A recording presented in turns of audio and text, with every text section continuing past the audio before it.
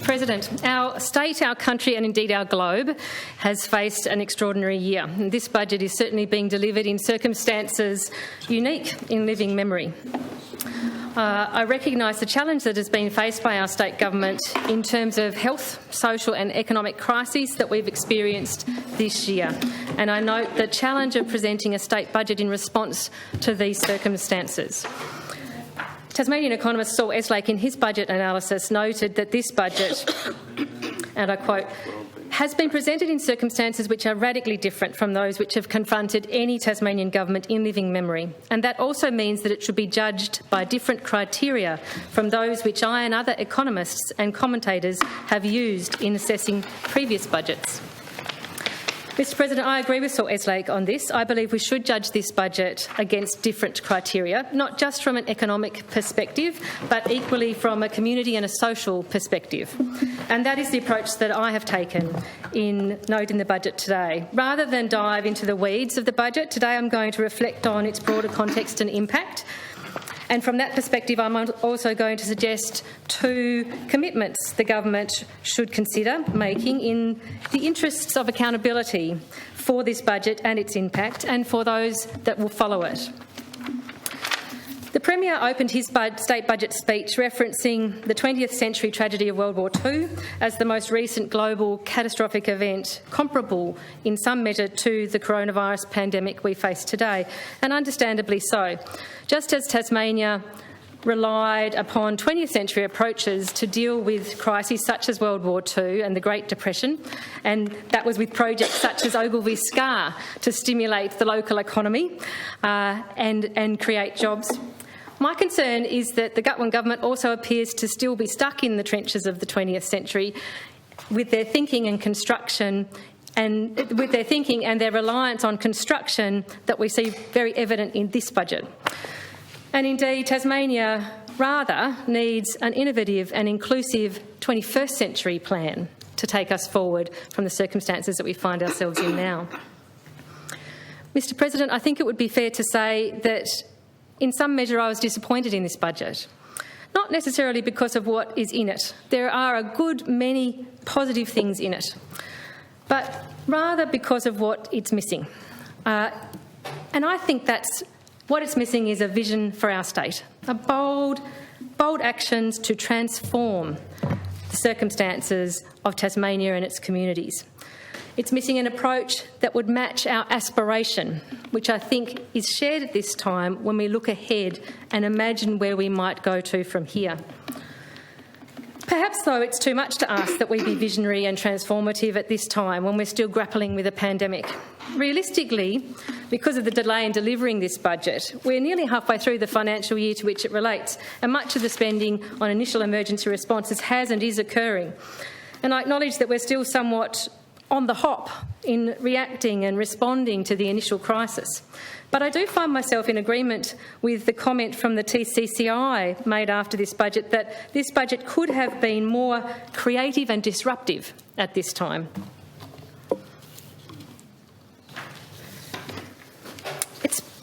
It's perhaps more reasonable then for us to look ahead. Perhaps we should be looking to the next budget for a more definite vision and transformation opportunity to be grasped. Can we expect the government to get more brave and bold the further we get from the urgency and disruption of the initial crisis from COVID? We know that there's a PESRAC process occurring that's supposed to inform the medium to long-term strategies going forward, and that the next report from PESRAC will provide recommendations for consideration in the next budget to be delivered in just 6 months' time. In fact, the PESRAC website tells us, and I quote, the Tasmanian Government, together with the Australian Government, is also looking at strategies to minimise the medium and longer-term impact on our social fabric and the economy, to ensure that the Tasmanian community is well placed to meet the challenges and grasp the opportunities that lie ahead. The road to recovery will depend on a range of social and economic factors. Ongoing containment measures will impact the way all sectors of our society and economy operate.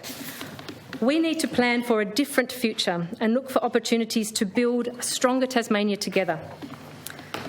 I wonder whether the opportunity for that different future, that vision of not going back to the way we were, but creating something better and stronger, will tend to diminish the more that time passes, especially the more we move on from that sense that we had of community cohesion and public trust in government that was at an all-time high during that initial crisis time.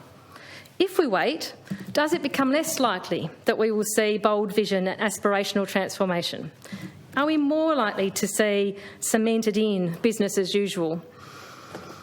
We've seen certainly that other states can act in bold and transformational ways in their state budgets of late, so we know that it can be possible. I've noted the Victorian state government has committed $5.3 billion to public and social housing, an extraordinary amount. And also that New South Wales this week, in delivering their budget, it would appear, begun a conversation about tax reform, the third rail for a state government almost, something that most state governments tend to avoid at all costs. So, Mr President, something that concerns me is what this government might revert to in lieu of being brave and bold, and maybe to go back to a previous approach. My observation would be that since 2014 this government has had the attitude that the economy comes first, as if the economy is something that exists separately to the social context of our community, and their view is that we need to fix the economy, and once the economy is fixed, then we can assist people who are disadvantaged and fix social problems that our state faces. But, Mr President, this has never been shown to be true. Even in recent years, as the government was crowing about the health and strength of our state's economy, there was no indication that we would shift to part two of that approach and begin the helping and the transforming. When you make supporting those who are most disadvantaged contingent on the stars aligning on a set of ideal economic circumstances, then you will never provide the support that is needed. When you only focus on growing the pie, you will never quite get around to sharing the pie in a fair and equitable way. So, Mr President, I think it's worth us asking ourselves, what did we learn from our COVID-19 experience during 2020? COVID-19 has conclusively demonstrated the false thinking in this economy-first approach that we've seen. Mr President, people always come first. Their basic needs are the priority, and economies can be managed to serve the needs of the people.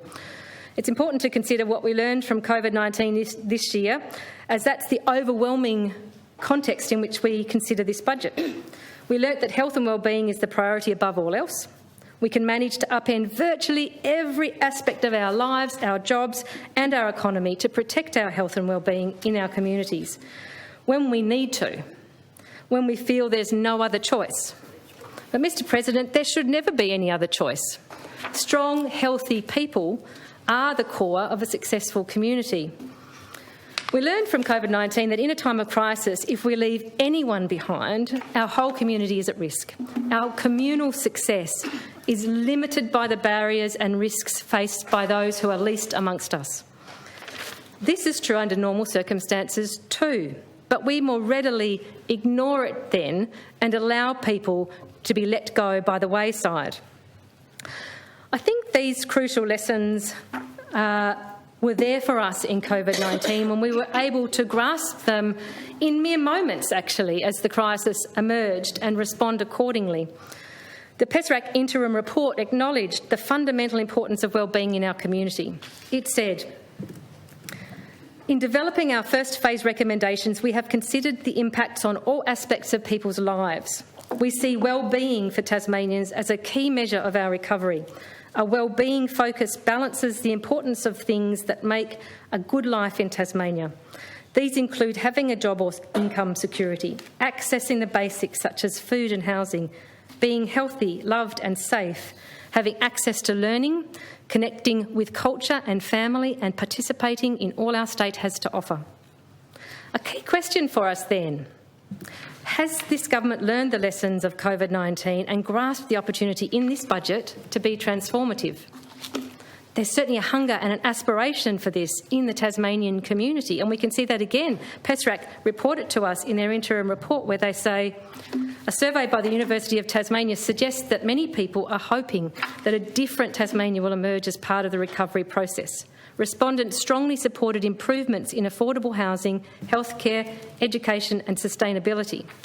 As we reflect on what are we looking for from the recovery, it appears that Tasmanians are focused not just on seeing our economy start up again and jobs return, but seeing us find ways to improve the well-being of all Tasmanians. Did we miss the boat to achieve these aspirations that were clearly expressed by Tasmanians and reported to us through the mechanisms of government, the PESRAC Advisory Committee? The COVID-19 pandemic vividly exposed serious pre-existing fault lines that we had in our society. And this places us at a crossroads now. In fact, we've been at significant crossroads before, but this time, taking the wrong turn could lead to even more catastrophic outcomes given our pandemic context. We can either take the steep road of seriously addressing the clearly evident fault lines and make the necessary structural changes to address challenges, which include inequalities, economic resilience, protecting our environment, and underpinning all of that, or we take the downhill path of short-term and outdated thinking, risking entrenching those fault lines, returning to those inequalities. And despite being told there's no going back to pre-COVID circumstances, that appears to be exactly what this government wants to do if we take this budget as our indicator. Instead, I think we need to carve out a new normal that's focused on building resilience, closing fault lines and building an innovative and inclusive Tasmania. A new normal that would put at the centre of our attention the need to address comprehensively intergenerational disadvantage and inequality. Although the COVID-19 pandemic has thrown up into sharp relief dangerous fault lines in our community, it also highlighted how we can look after the community to put people first and to invest in the insurance policy of effective social safety nets and government support when we put our minds to it. And I have to mention at the Tasmanian level one key example, which is actually mentioned in the budget papers that I think is worth highlighting, is the recognition of the need for a functional service delivery-oriented public service. This is indicated in Budget Paper number 2, Volume 1, page 9, where it talks about the removal of all remaining agency efficiency dividend requirements from 2020-21 onwards to support the ongoing delivery of government services and to support the Tasmanian economy. This is significant recognition by a Liberal government that small government by itself does not best serve the interests of the community. It's an acknowledgement, long overdue, I would say, of the need for the role and the contribution of a functioning and appropriately resourced public sector. It is an essential service, and we need to take that new understanding and acknowledgement into the development of our new normal, among other lessons learned. Mr President, I recognise that the government has taken significant economic decisions to invest in our state's recovery, and I'll make some brief remarks in relation to aspects of the economic approach in this budget. There's a strong narrative of jobs and confidence, and I must say that I find the word community tacked on there as a bit of an afterthought. From a government budget media release, I note the comment, "We're backing Tasmanian businesses, future-proofing our industries and protecting the Tasmanian way of life." Now, I dislike motherhood statements such as protecting the Tasmanian way of life, and not just because they have an unfortunate Trumpian feel to them these days, but mainly because it's incredibly tone-deaf to the fact that a high proportion of Tasmanians are experiencing significant barriers and challenges to their quality of life. And I'm sure that those Tasmanians would prefer quite the opposite of having that protected. When we lionise the status quo, we further exclude those who are already marginalised by it. But back to the budget. Clearly, GST revenue has taken a hit, with a $347 million shortfall in our share of GST revenue in 2020-21. And that's obviously as a result of lower consumer spending nationally, so our slice of that smaller than probably expected. But we've also had higher than expected receipts from other Commonwealth grants across 2021-22 and 22-23. And those higher specific purpose grants from the federal government outweigh some of the shortfalls in GST revenue. And in some cases, I think that brings us slightly ahead We've seen new recurrent spending decisions that have increased recurrent spending by around $2 billion over 4 years, I believe, in this budget, which sounds quite alarming. But with economists such as Tasmanian economist Saul Estlake deeming those decisions, and I quote, quite reasonable, I'm somewhat reassured. We do see, though, that next year there'll be an increase in borrowings from $846 million, handily offset by cash and deposits on hand of $1.2 billion. That brings it up to over $3 billion at the end of June 2021. That's borrowings increasing by over $2 billion. That's an absolutely extraordinary number. And we need to ensure that if the plan in place doesn't work to stimulate the economy and build back from those borrowings, and of course we all hope it does, it's not the most disadvantaged Tasmanians that then suffer. That it's not those who desperately need services and support that suffer and pay for that plan going awry. We will need to support every level of government doing their bit to get the economy going again after COVID-19, to ensure that people have the opportunity to feed and house their families, to engage in their communities as contributors, and most importantly, to be safe and well. But if the plan doesn't work, and we must balance the books, which, unlike the federal government who can print their own money, we must be prepared to do at some point at a state level, we must not go down the path of austerity, I would suggest, and cutting of services to the most vulnerable. Instead, we must be prepared to look at options for raising revenue to ensure that this fairly eye-watering debt can be managed without hurting the most vulnerable Tasmanians, as has been our want to some extent in the past. Which brings us, Mr President, to tax. I note that tax revenues are expected to be broadly similar in this budget, with no new taxes introduced. And pleasingly, other than the previously announced land tax waiver for commercial landowners adversely affected by the pandemic-related restrictions and the payroll tax waiver for employers accessing the JobKeeper program, there are no tax cuts as part of the stimulus strategy in the budget, which is good. The government did not give in to interest group lobbying to cut into our state tax revenue base in the pursuit of doubtful employment benefits. And again, I note Saul Estlake presenting evidence in his analysis that, and I quote, Tasmania's very generous payroll tax exemptions for small business have done next to nothing to create jobs. The Premier has said, we can never tax our way We can never tax our way to prosperity, nor can we cut our way to recovery.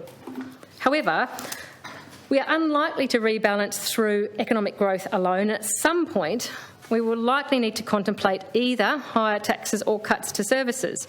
And this, as we know, is a devil of a choice, but it's one in which I would suggest political expediency and self-interest should not be prioritised over delivering needed services to the Tasmanian community. It's well past time that we bite the bullet on tax reform in this state. New South Wales, in its state budget this week, has begun steps in that direction, it would seem, and Tasmania should be following suit promptly. When we look at how we come out of this current economic situation and contemplate this magical return to surplus, I note again the comment from Saul Estlake that just because Tasmania went into the current recession with an economy that was doing better than the national average doesn't mean we will do better coming out of it. And I'd say that a rush to return to surplus may end up damaging our progress in making a successful recovery. Arbitrary deadlines set for a return to surplus, our 2-year timeframe is good and your 4-year timeframe is bad, are mostly political posturing. We will need to be responsive and strategic in progressing our economic recovery. And that must sit alongside and the more important task of our social and community recovery. A surplus in and of itself is not our primary goal. We need to remind ourselves healthy, happy Tasmanians and a thriving Tasmanian community is our goal. Mr President, the centrepiece of this budget is the $5 billion infrastructure spend over 4 years. In 2020-21, nearly half of the funding allocated to infrastructure will go to roads and bridges. Hospitals and health, human services and housing, schools and education combined only make it to around 32% of the investment.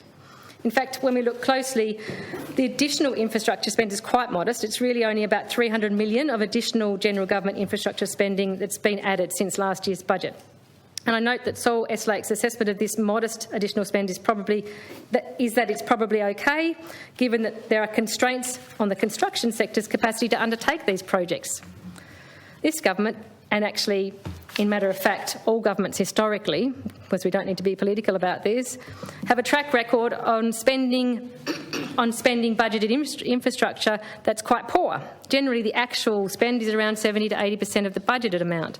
If the same pattern of underspend were repeated in this budget, when purchases of around nearly 1 billion are budgeted, the government would underspend on capital by around 200 to 300 million.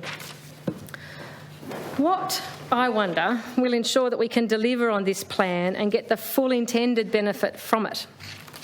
How robust, then, is our reliance on the full economic results expected to be delivered by this so far on-paper investment, if we know that we could well expect it to be under-delivering in actuality? This budget clearly articulates a goal to create 25,000 jobs in the next 4 years, largely focused in and driven by that infrastructure spend we just spoke about. Given the concerns expressed on the capacity of Tasmania's workforce to deliver the billion-dollar capital spend as it rolls out, is it actually the best approach to protecting the Tasmanian economy from the devastating economic impact of COVID-19? Would a more measured capital spend, combined with more diverse stimulus measures that build human, social and cultural capital, be a better investment? I note that unions have provided comment on this budget that it should have a wider job creation path across all industries, and I would tend to agree with that sentiment.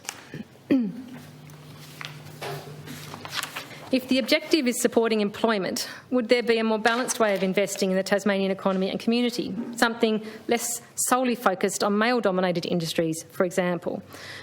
What we desperately need in this state is more inclusive growth. Does this budget really put us on track for that?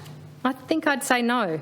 It looks to me as if this budget presents us with a male-focused, narrow stimulus program that sees trades and fluoro vests as more worthwhile than caring, curing and nurturing. Of course, in Tasmania, we had existing challenges when it came to employment. We know in this state that it isn't just about jobs in terms of raw numbers. It's about having good jobs where we need them. Pre-COVID, we were already seeing workforce polarisation in this state, which challenged our productivity, our social mobility and our inclusive growth.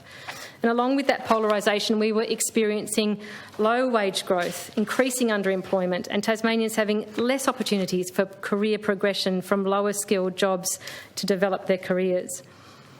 I also note that the healthcare and social assistance and the education and training sectors are the two top industries in regards to hours worked in this state. And the healthcare and social assistance industry is the highest standalone industry for workforce numbers in Tasmania. The healthcare and social assistance industry is also the industry that makes the highest contribution to our gross state product. Healthcare and social assistance, education and training, retail, trade and accommodation and food services are the industries in which women dominate the workforce. They are also industries in which employment is more precarious under usual circumstances. Casual, part-time, gig, underemployment and no entitlements for paid sick or carer or recreational leave. And under our COVID-19 circumstances, they are also some of the hardest hit, either as frontline response services or through being decimated by the shutdowns. In terms of focusing our massive jobs push in this budget, have we hit the easy targets instead of the right targets to achieve transformative, inclusive outcomes? I can't help but reflect on whether a more inclusive and diverse approach to stimulus measures would deliver us jobs plus better social outcomes, jobs plus better health outcomes, jobs plus better housing outcomes, and jobs plus breaking the cycles of disadvantage. Mr President, a key plank of the government's immediate response to and recovery from the coronavirus pandemic is the Premier's Economic and Social Recovery Advisory Council. And I'd like to speak a bit about that council, its recommendations and how they relate to and are addressed in the state budget that we're noting today. We're aware that PESRAC has released its interim report a few months back, and in order to identify And they did that in order to identify immediate actions and inform the development of this delayed state budget. The Premier's media release of the 18th of August 2020, which was titled Government to Implement All PESRAC's Recommendations, stated, and I quote, "Importantly, 6 recommendations have already been implemented, including further support to Tasmanian businesses, encouraging government agencies to purchase from Tasmanian businesses, and a further strengthening of our buy local policy to support Tasmanian businesses. A further 28 recommendations are currently being progressed, such as providing further support to Tasmanian businesses by allocating an additional $20 million as part of the Small Business Sustainability and Recovery Grant.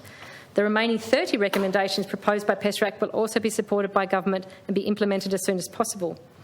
Many of the recommendations can be managed from within existing agency resources or have already been funded through the provision of additional resources, and any that require additional funding will be reflected in the 2020-21 state budget. And that's reiterated in these budget papers, specifically in Budget Paper Number 2, Volume 1, COVID-19 Response and Recovery Measures in the 2020-21 budget. Reiterates that those 28 recommendations are addressed through further allocation of funding, while the remaining 30 recommendations will be addressed through the use of existing agency resources or other funding allocated in this budget. But what I see there is the budget papers failing to then clearly identify and present which of these 64 recommendations are in each of those categories. Which are the 6 already implemented prior to the release of the PESRAC interim report? Where are the 28 to be funded through the allocation of funding for the COVID-19 response and recovery measures specified in this budget? Nor is there a clear indication of which are the 30 recommendations to be implemented through the use of existing agency resources or the identification of those existing agency resources or line items that will now be reallocated to addressing those COVID-19 impacts relating to the recommendations. We're told in the budget papers, Budget Paper 2, Volume 1, page 3, that the social and economic support packages implemented by the government in response to COVID-19 pandemic are unrivalled in the history of the state, both in terms of the value of the support and breadth of the measures. The value of the response to date has exceeded $1 billion, supporting businesses, households, individuals and the community. And then we're also told that not all COVID-19 related expenditure, and I quote, has been able to be explicitly captured and separately presented within the agency budget information provided in this budget paper. Now, on the one hand, I can understand this. This is a rolling pandemic. It's had immediate and ongoing action required, and inevitably there'll be actions that overlap with some others. Some are immediate, some are short-term, some are longer-term, some cross over all those 3. However, if the government, or Treasury, I guess, is able to quantify that the calculated value to date of the state's COVID-19 response, and I quote, has exceeded $1 billion, then surely we can also have a quantified amount of the new money provided for in this budget to COVID-19 related expenditure and a clear cross-reference with PESRAC recommendations. A clear cross-reference tally against the different PESRAC recommendation categories where they apply would be an essential way to offer some accountability here around the PESRAC process and how it's playing out and the impact we can then track and measure as it does so. After all, the government has been able to quantify funding amounts under other sorts of broad headings. I see in the glossy coloured lift-outs that come with the budget papers that we have things titled education support and a whole range of things grouped under that, business and industry support, a whole bunch of things grouped under that. So it's not beyond us to group together and present clearly and publicly things that are relevant under certain headings, and I think PESRAC would be certainly a relevant heading that we would expect to see information clearly shared and accountably made public.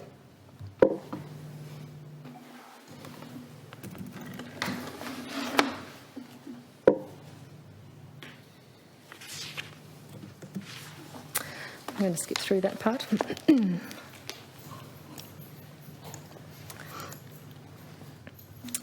What I find is that of those PESRAC recommendations, we have a lovely table in the budget papers that puts the recommendations and the agency which is responsible for them, but it doesn't identify which are the ones that are being funded, which have been completed, which are going to be funded or going to be addressed within existing agency resources.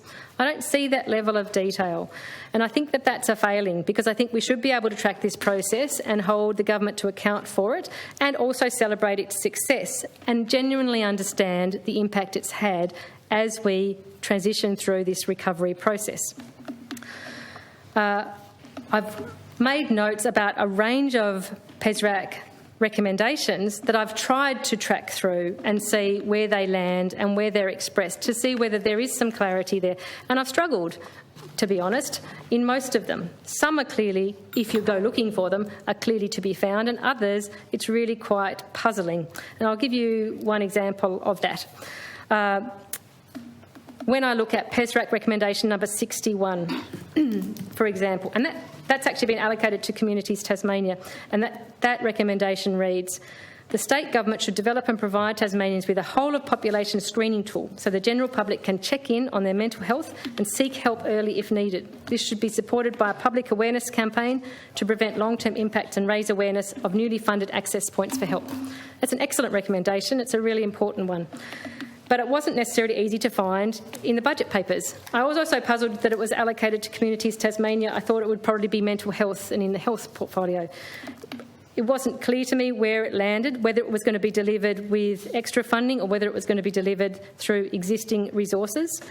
I did identify, actually in the health budget, that there were COVID-19 response and recovery measures there, allocated $2.1 million, which under a heading of mental health program, I thought may have been an area which delivered on that PESRAC recommendation. But the budget papers didn't provide me with any further detail about what was under that mental health program, so I couldn't cross-check to see whether that was true. So this indicates to me that for Tasmanians to be able to fully scrutinise the PESRAC process and understand its enduring value and ongoing impact, we need to be able to identify if and how we are progressing with its recommendations. We need the government to provide clear and transparent presentation, a benchmarking mechanism perhaps, or a way in which we can have a matrix that presents those things going forward, not just attached to this budget, but it will certainly be relevant to the next budget and further budgets down the track as we see recommendations play out. I don't consider this to be an excessive ask. I think it's a fairly standard practice to be able to report against. It brings to mind instances where, say, the government is providing a response to an Auditor-General's report or a parliamentary committee's final report that has recommendations, and the government might present information back to the public about how it is accepted and acted upon and maybe delivering on those recommendations. It's a standard accountability and transparency measure. Given the prominence ascribed to the role of PESRAC in consulting with the Tasmanian community so broadly and providing important advice to government, and the significant investment many Tasmanians have made in participating in that, I think a clear commitment to a thorough accountability and transparency around this needs to be applied to the government's response to PESRAC and its recommendations. And certainly, in calling for that, I'm in no way reflecting on, in any negative way, about the value of PESRAC's recommendations and their appropriateness in guiding how we move forward at this time. This is not about their sufficiency or not. This is about accountability to the government in how it's utilising a mechanism it has set up to guide it in this process.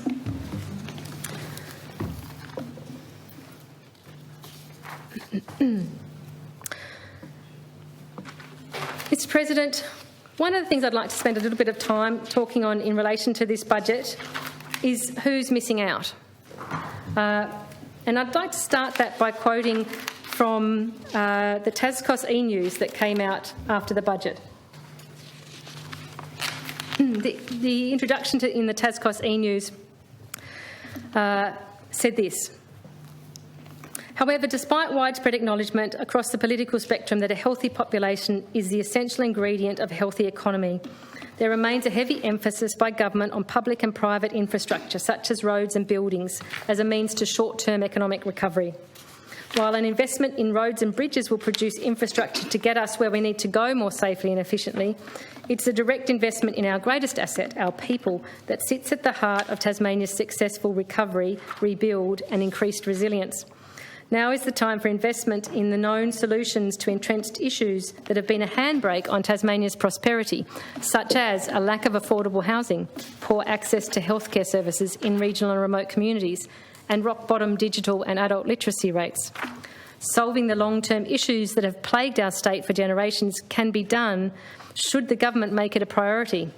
Just last week, the Victorian State Government announced a $5.3 billion spend on public housing to deliver 12,000 homes over 4 years. This happened through sheer will, and our state government can do the same should it make the choice to break the back of our unconscionably long public housing waitlist. Mr President, I thought that was a very nice summary. It aligned with my view of this budget, that it's missing the opportunity to best support some social and community outcomes. And one of the groups I'd like to particularly mention in relation to that is Tasmanian women.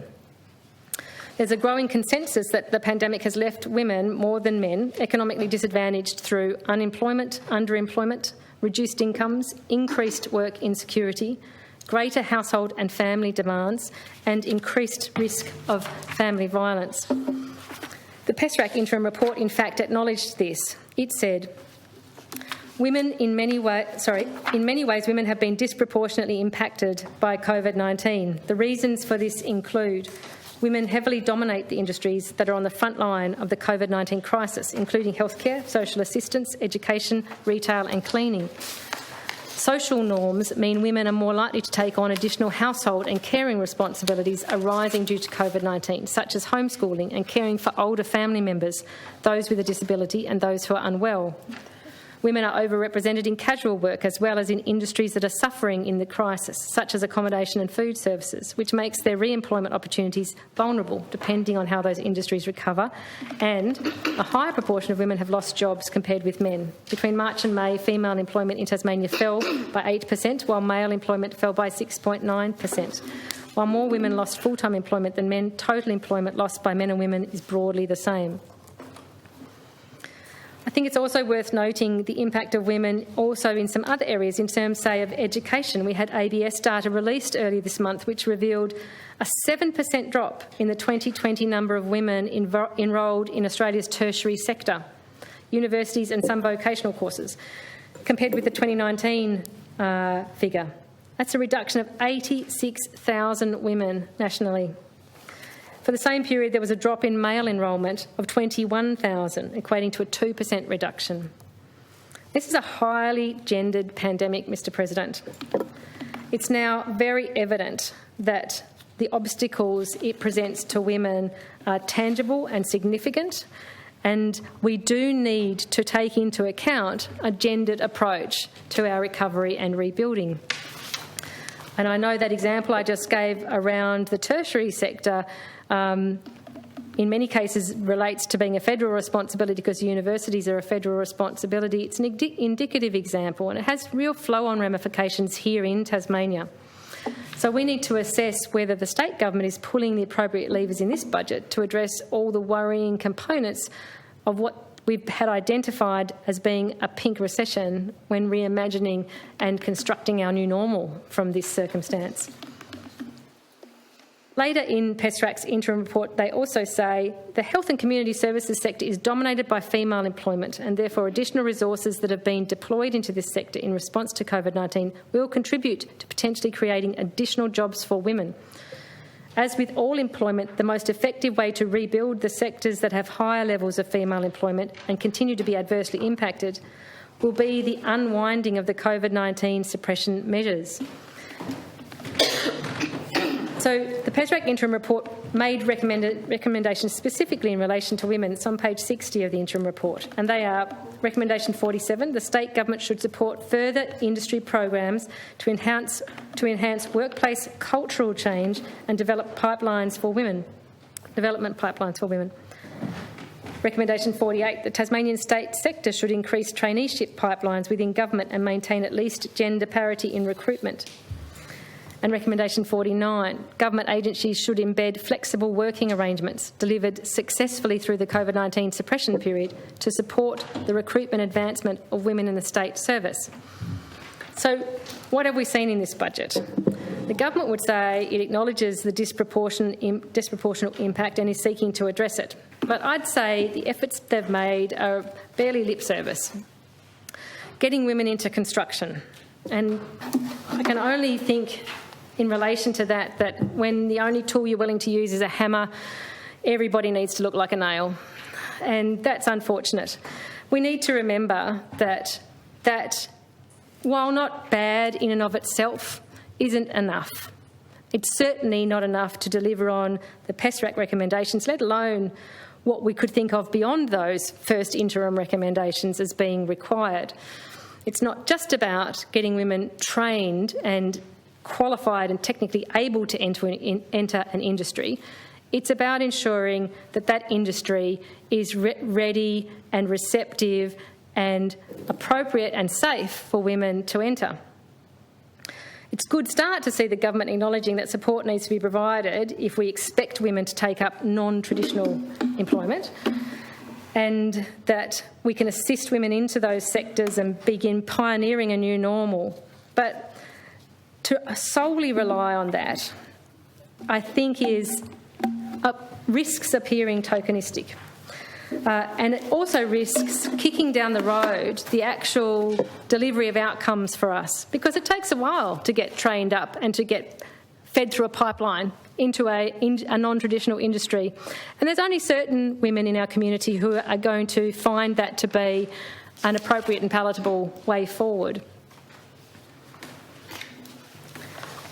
I'm going to compare that, Mr President, to the New South Wales state budget, which came out this week. That state government announced a $10 million investment to broadly assist women find employment. The investment they're making provides grants of up to $5,000 to assist women to find work. Women can apply for the grants through Service New South Wales and be assigned a coordinator to help them return to the workforce. The New South Wales Government will be providing up to $5,000 for training and support, $500 for textbooks, up to $2,000 for technology and office equipment, $3,500 for childcare, including before and after school care, and $500 for transport. Obviously, there may be more devil in the detail warranting close analysis of that commitment in New South Wales, but what we can recognise is that New South Wales is seeing that there's more that needs to be done, more than relying solely on a vague wave of the hand at addressing serious and systemic issues when trying to suddenly shoehorn women into traditionally male-heavy and potentially hostile work environments, such as building and construction. As we know, the first step to empowerment is self-determination and self-agency. But I don't believe it appears that women were asked what assistance they need here in Tasmania to help inform either this initial sweeping decisions that a construction solution is our way forward as a state, or how to make that decision work for Tasmanian women once it was decided. While the pandemic has thrown into sharp relief our pre-existing structural fault lines, with sharper edges to those fault lines and widening gaps, it's also highlighted where we have the opportunity to address comprehensively these challenges, to really pivot Tasmania to a permanently stronger, more equitable footing. There was an opportunity to really engage with Tasmanian women to see, given the impact of these pandemic circumstances, what would be best, most effective to provide support going forward, what would work immediately, what would work in the medium and longer term. It may be our PESRAC process begins to deliver more meat to the bones of that, but if the government holds back and so marginally responds to those further potential recommendations, as I believe they have to the ones that were presented in the interim report, then I fear we're still not going to see an appropriate response here. We know that in encouraging better gender representation in the state service, particularly into management roles and positions, there was so much work done here in recent years to change the culture of the public service, to change the culture around management, around recruitment and all those sorts of things. It's not just about women being present It's about the culture and the environment of an industry becoming receptive to, comfortable for and safe for women. So one thing that concerns me is if we're intending to funnel women into male-dominated industries as our gesture towards greater support and a gender balance in our response, what are we doing alongside that funneling that ensures that those industries are actually themselves being transformed to become less hostile work environments, more receptive to women, more appropriate to the needs that a gender-balanced workforce might have within them? I'm interested to hear more about that. I haven't heard commentary about that accompanying work that would go along the pipeline, alongside the pipeline.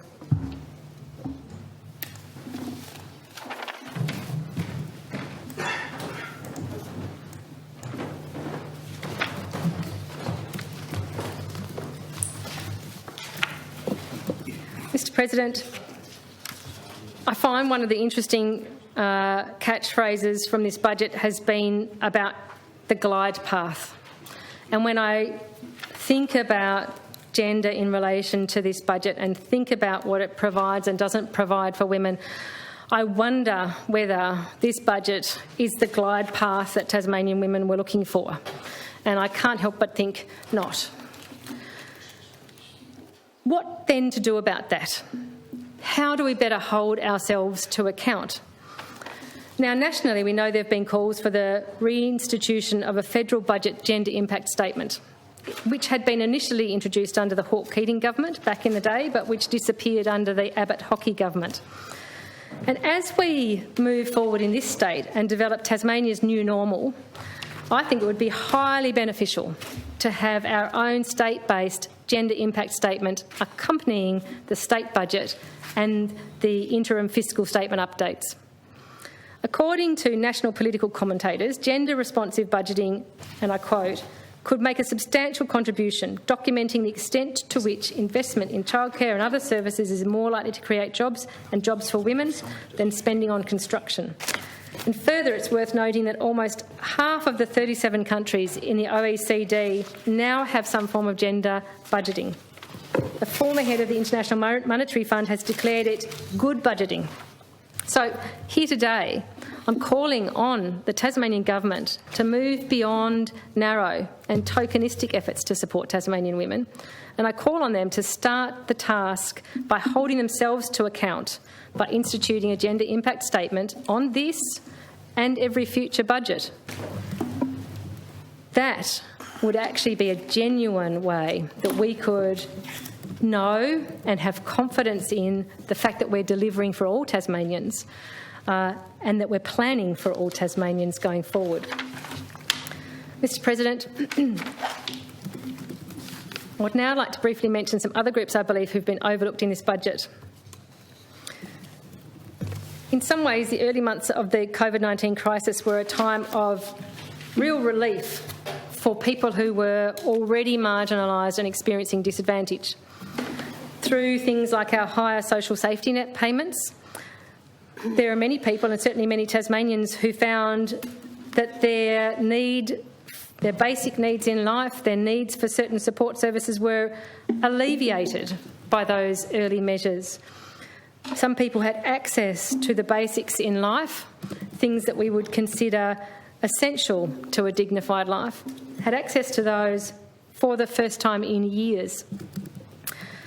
What we heard from some community services was that those who had made up, say, 80% of their emergency relief food relief clients prior to COVID, who were on Centrelink, very low Centrelink payments, were suddenly not presenting for emergency food relief after the COVID crisis began and social safety net payments were raised.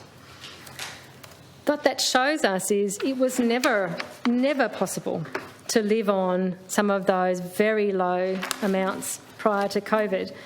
And when people were given what was really just basically enough, they no longer presented to services, and those services were then available to other groups who came into sharper relief during COVID. And in the case of emergency food relief, what we saw was a shift away from those on Centrelink payments towards temporary visa holders who had no support. And then, sadly, what we've seen now in recent months, as the Centrelink payments have been dropping away again, a return to the more usual cohort of people accessing emergency food relief, and that's those on Centrelink payments who have now had that additional support, which really just gave them the basics, taken away. Tasmania, as a state, was incredibly generous with the support provided to households and businesses through the pandemic, and we see that reflected in this budget. So many efforts and initiatives, whether it was to households, to businesses, through local government, through state government, through community organisations. Tasmania really shone in much of the support it provided. And that initial support was enough and will be enough of a boost to help many people stay afloat and get back on their feet. But for others it won't be, especially those who were already highly marginalised. And I believe Saul Eslake, again in his budget analysis, quoted the warning from the International Monetary Fund in relation to these COVID support measures. And that warning I'll just repeat here. I'll quote it. The International Monetary Fund said, "Government should ensure that lifelines are not withdrawn too rapidly. Improvements in the ability of social protection systems to reach, target and deliver benefits to vulnerable people should be preserved." And they also say, "Governments will need to foster the recovery while addressing the legacies of the crisis, including elevated private and public debt levels, higher unemployment and rising inequality and poverty." Now, we know here in Tasmania 20,000 people lost their jobs, 12,000 are still out of work from that, and we have dozens of people available for every job vacancy. So is this budget delivering on addressing disadvantage? Is it going to continue to be the generous support or continue to provide that generous support and that effective and targeted support we saw early, or are we going to see it withdrawn here, like we're seeing it withdrawn at a federal level? I hope not. That would disappoint Tasmanians on certainly many fronts. Children and young people in this budget are of concern to me. I'm particularly concerned that we haven't yet fully seen and measured and understood the impact of COVID-19 on vulnerable families, especially children. Areas such as children youth services, out-of-home care, family violence, homelessness services for children have received some gestures of extra support, and these have been important. But I fear that they're also only band-aids. I fear that these small extra supports will ultimately be insufficient to support the extra need that's generated by the COVID-19 circumstances, let alone that underlying need that we know was already there. We will probably see more details around this coming to light during our budget estimates process, and I think we'll also continue to see it playing out in coming months, if not years. I'm afraid that if we miss an opportunity to improve and transform our state and our support for vulnerable children in this state in particular, then we'll fall even further behind. There are other disadvantaged groups that I wonder about in terms of the impact and opportunity presented or missing in this budget. And in relation to that, some of those groups I'm thinking about are CALD communities and also people with a disability. I recently read a speech from Ben Gauntlet, Australia's Disability Discrimination Commissioner, and he gave the speech as part of the Columbia Law School's Human Rights Institute virtual event series. It was in May this year. And in that speech he said this: COVID-19 exacerbates disadvantage, but in doing so it highlights the importance of the Convention on the Rights of Persons with Disabilities and human rights more generally. Post-COVID-19 there will be a need to be equally vigilant to protect the rights of people with disability. This is done by including people with disability in the policy decision-making framework. And then he says, in conclusion, as the health issues caused by COVID-19 dissipate, the economic and social participation concerns for people with disability will arise. In Australia, as in the rest of the world, a disability-inclusive COVID-19 response and recovery strategy is good policy. It ensures no one is left behind now and in the future, but is made with and not for people with disability. I think those words are really important for us to consider in light of this budget and future budgets to come? Do we have a disability inclusive COVID-19 response and recovery strategy that would be good policy? I don't believe we've seen that represented in this budget, and there's an opportunity for us to do better. Another group that I wonder about and feel concerned about in regards to the current circumstances, and it would appear the absence in this budget, is carers. And again, it's a group of Tasmanians who are already highly marginalised in a range of ways. They face challenges in regards to participation, to accessing services and support, to managing on low incomes and facing poverty. So COVID-19 would have hit this group, our Tasmanian carers, very hard indeed, and added additional extra pressures, burdens and costs. And again, some efforts made and investments made to early support measures will have touched into this space and been important. But again, I'm concerned that it represents a band-aid, not a plan. To me, it looks like this budget is missing any focus on meeting the needs of carers. And when I say that, I'm thinking about things like digital inclusion, particularly important for carers who may be isolated and unable to be out and about accessing and participating. Extra support to carers, whether that's financial or additional services or respite and those sorts of things that can make life more bearable and more possible. I'm thinking about younger carers who are in schools and whose additional responsibilities are exacerbated in this time, and also their educational opportunities are challenged in this time. I'm thinking about how we are assisting carers into employment. What flexible arrangements that have arisen during COVID-19 are we now proactively applying to assist with carers and their participation in the workforce?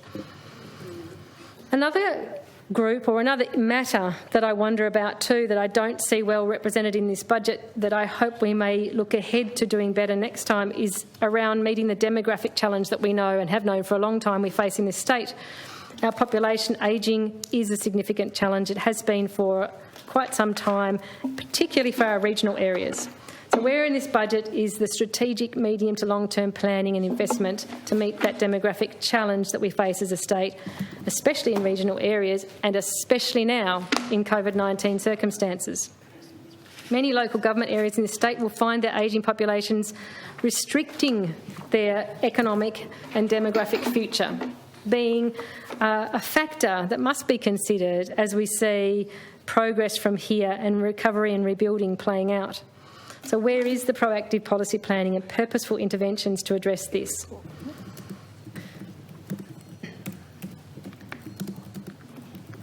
Mr. President, another nifty catchphrase that we've encountered here in this budget is future-proofing. The government talks about future-proofing our state. Future-proofing, I think we could agree or have a shared understanding, is about anticipating the future and developing methods to minimise the effects of shocks and stresses. It's having a plan so that we can face the future in a sense with resilience. And I'd absolutely agree with the government that there is no better time than now to be future-proofing Tasmania. But future-proofing doesn't come from business as usual. It doesn't come from doing the same things you've always done and expecting a different result. Future-proofing of our state will come from bold and visionary planning and action. Prior to COVID-19, despite the claims of a strong economy, we saw increasing polarisation in our community, a widening gap opening up between what we've often called the two Tasmanias. We saw dire social indicators that were, in some cases, at best intractably stalled at unacceptable levels, and at worst heading further into negative territory. So genuinely future-proofing our state should come from breaking cycles of disadvantage that we've seen and continue to see in our communities. Transformative steps to ensure we shift these entrenched disadvantages are needed to create a future that delivers, not just for some Tasmanians, but for all Tasmanians. I was interested to read in the Mercury newspaper the day after Budget Day on Friday the 13th of November an analysis article that had this comment. It said, It is a budget for transport, housing, hospitals and schools, with law and order thrown in. It's a big spending stimulus budget, but it's also a budget imagined by bureaucrats, not politicians with a bolder vision. There are no projects which will transform the state or recast our state's direction, but we will have better roads and bridges. And Mr President, while it would be nice to have better roads and bridges, to recast the direction of our state and achieve genuine transformation, we need much higher aspirations. We need to aim to solve our major social challenges with tangible plans that have accountable outcomes and commensurate investment. For example, future-proofing our state, we could plan and deliver on 100% literacy for all school leavers and across our community members, zero primary homelessness and minimal public housing waitlist, minimal incarceration rates and zero recidivism, accessible alcohol and other drug programs for all who need them in this state, no children removed from Tasmanian families.